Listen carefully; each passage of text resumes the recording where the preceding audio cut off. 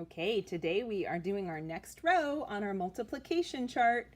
And get your fingers ready. Where are they going to go? Yep, here and here.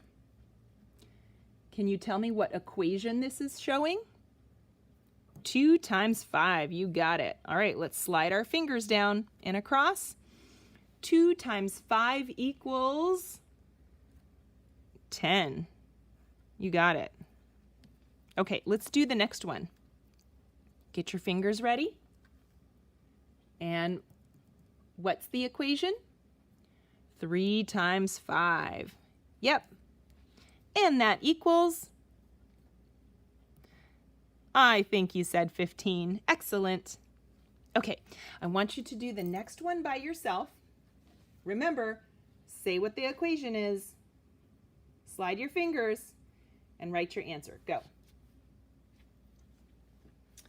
Okay, so 4 times 5 equals 20.